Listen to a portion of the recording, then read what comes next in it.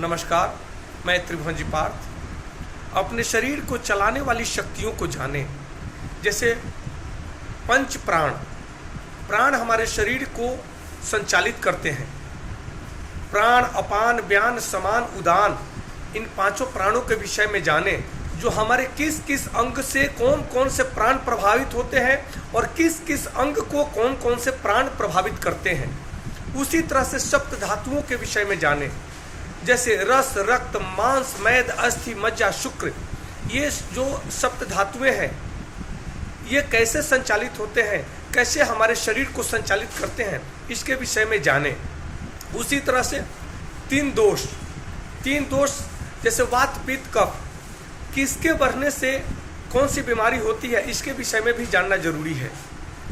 जब वात, पित्त, कफ को प्रभावित होते हैं, जब ये असंतुलित होते हैं तो शरीर में अनेकों प्रकार की बीमारियां उत्पन्न होती है।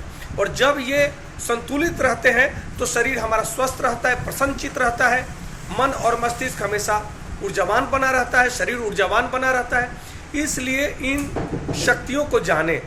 इसी तरह से जो त्रिगुण है, तीन गुणों को जानें, जो सतोगुण, रजोगुण और तमोगुण, इसके विषय में जानना अति आवश्यक है।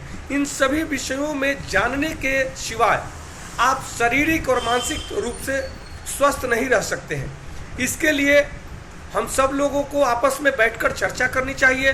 योग के माध्यम से, प्राणायाम के माध्यम से और सत्संग के माध्यम से हम अपने जीवन को उम्दा बनाएं, श्रेष्ठ बनाएं, क्योंकि जैसी संगति वैसी ही जीवन की शैली बनती है।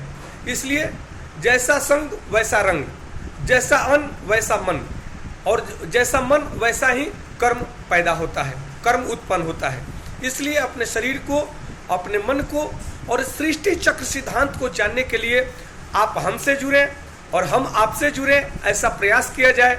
इसके लिए आप हमें आमंत्रित कर सकते हैं और हम भी आपको आमंत्रित करते हैं। हम योगा क्लास का जो 7 दिनों का जो हम शिविर लगाते हैं उसमें आप आएँ, और योग के साथ साथ में सुख समृद्धि के लिए जो सूत्र हम लोग बताते हैं, जो हमारे वेद शास्त्रों के द्वारा हमें बताया गया है, जो सुख समृद्धि शांति के लिए जो सूत्र बताया गया है, उसको हम आपस में चर्चा करें, सत्संग के माध्यम से इसका विश्लेषण करें, इसको वैज्ञानिक तथ्यों पर आधारित करके हम इसको जानने का प्रयास करते हैं।